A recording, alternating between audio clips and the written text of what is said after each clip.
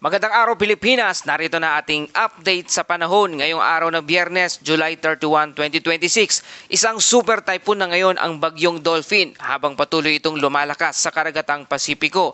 Kasabay nito isang bagong low pressure area o NVEST 94W ang patuloy ding binabantayan sa silangan ng Eastern Visayas bagamat mababa ang tsansa nitong maging bagyo sa loob ng susunod na 24 oras. Ano ang ipinapakita ng pinakahuling forecast ng Pag-asa?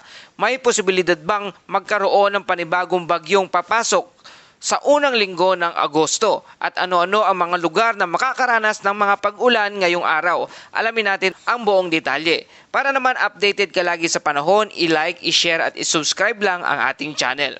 Mga kababayan, kasalukuyang tatlong pangunahing weather system ang ating binabantayan sa ngayon.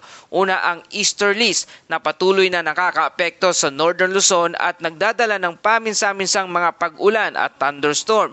Ang ikalawa ay ang trough ng low pressure area 07F o NVEST 94W na siyang nagpapataas ng tsansa ng mga pag-ulan sa silangang bahagi ng Visayas at Mindanao. At ang ikatlo ay ang super typhoon Dolphin na nananatiling nasa malayong bahagi ng Western Pacific at patuloy pang lumalakas. Mga kababayan, unahin natin ang Super Typhoon Dolphin. Sa pinakahuling monitoring, ang sentro ng Super Typhoon Dolphin ay namataan sa timog kanluran ng Wakeland, malayo sa silangan ng Pilipinas. Taglay na nito ang 205 km kada oras na lakas ng hangin malapit sa gitna at may pagbugso na umaabot na sa 285 km kada oras. At kumikilos ito pahilagang kanluran sa bilis na 15 km kada oras. Isa na ito ngayon sa pinakamalakas na bagyo sa Western Pacific. Gayunpaman, batay sa kasalukuyang forecast track, wala pa ring direktang banta ang Super Typhoon Dolphin sa Pilipinas dahil inaasahang kikilos ito patungo sa hilagang bahagi ng Western Pacific. Para naman sa track ng Super Typhoon Dolphin, sa kasalukuyan hindi inaasahang liliko ito patungo sa Pilipinas. Sa halip, ang forecast track ay nagpapakitang kikilos ito pakanluran patungo sa silangang bahagi ng Pacific na maaring dumaan sa silangan ng Japan bago tuluyang humina sa mas malamig na karagatan. Ibig sabihin mga kababayan, napakababa ng posibilidad na direktang maglandfall sa alimang bahagi ng ating bansa batay sa kasalukuyang datos. Samantala, patuloy ding binabantayan ang low pressure area 07F o NVEST 94W na namataan sa layong 1,455 km silangan ng Eastern Visayas. Nasa labas pa rin ito ng Philippine Area of Responsibility. Sa ngayon, mababa o unlikely ang posibilidad nitong maging isang tropical cyclone sa loob ng susunod na 24 oras. Gayunpaman, patuloy itong minomonitor ng mga weather agency dahil maaari pa rin magbago ang kondisyon nito habang kumikilos sa mainit na karagatang Pasipiko. Ang mga pag-ulan na nararanasan ngayon sa silangang bahagi ng Visayas at Mindanao ay pangunahing dulot ito ng trough ng low pressure area 07F habang ang easterlies naman ang patuloy na nagbibigay ng paminsa-minsang pag-ulan sa Northern Luzon.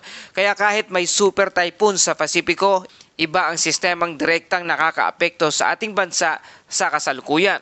Kaya narito ang mga lugar na makakaranas ng mga pag-ulan. Ngayong araw, ang pinakamataas na posibilidad ng mga pag-ulan mararanasan sa Eastern Visayas, Northern Mindanao, Caraga, Davao Region.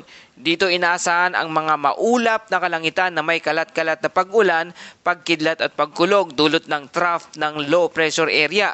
Posible rito ang katamtaman hanggang minsan ay malalakas na pag-ulan na maaring magdulot ng biglaang pagbaha, pag-apaw ng mga malilit na ilog, landslide lalo na sa mga bulubunduking lugar.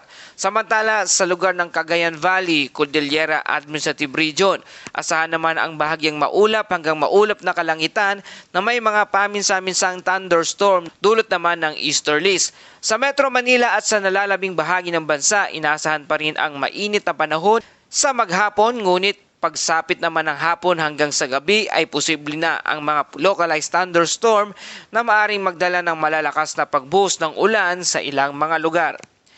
Mga kababayan, samantala ayon sa pinakahuling tropical cyclone threat potential forecast ng DOST Pag-asa, simula July 30 hanggang August 12, nananatiling maganda ang balita para sa ating bansa. Sa unang linggo ng forecast, inaasahang mananatiling malayo ang Super Typhoon Dolphin habang isang tropical cyclone like vortex naman ang binabantayan sa silangan ng PAR o Philippine Area of Responsibility na may mababang posibilidad na maging isang bagyo. Sa ikalawang linggo naman, may isa pang posibleng vortex na maaring mabuo sa hilagang silangan ng bahagi ng Pag-asa Monitoring Domain. Ngunit mababa pa rin ang tsansa nitong lumakas bilang isang tropical cyclone. Sa madaling salita, ang kabuuang tropical cyclone threat potential para sa ating bansa ay nananatiling less likely. Kaya sa ngayon ay wala pang inaasahang bagyong direktang makakaapekto sa ating bansa batay sa kasalukuyang forecast. Gayunpaman, gaya ng lagi nating paalala, ang panahon ay pabago-bago at maaring magbago ang forecast anumang oras. Narito naman ang inaasahang lagay ng hangin at karagatan sa iba't ibang bahagi ng ating bansa ngayong araw. Sa lugar ng Mindanao, inaasahan ang mahina hanggang katamtamang lakas ng hangin na umiihip mula sa timog hanggang timog kanluran, habang ang taas ng alon ay nasa pagitan ng 0.6 hanggang 2.1 metro ang taas o bahagyang maalon hanggang katamtamang pag-alon ng dagat. Sa Southern Luzon at Visayas, mananatili rin ang mahina hanggang katamtamang hangin na magmumula naman sa timog kanluran hanggang hilagang kanluran. Ang taas ng alon ay nasa 0.6 hanggang 1.8 metro ang taas. Kaya sa pangkalahatan ay ligtas pa rin para sa karamihan ng mga sasakyang pandagat. Ngunit kailangan mag-ingat lalo na kung may thunderstorm na biglaang mabubuo sa inyong lugar.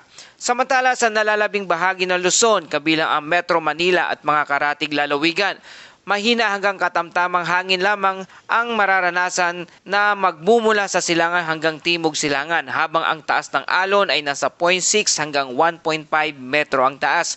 Pagkamat wala pang gale warning sa kasalukuyan, tandaan na ang mga localized thunderstorm ay maaring magdulot ng biglaang pagbugso ng malalakas na hangin at pagtaas ng alon sa karagatan.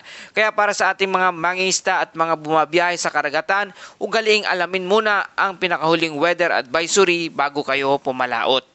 At para sa ating Bible verse of the day mula sa Isaiah 41 verse 10, "Fear not, for I am with you.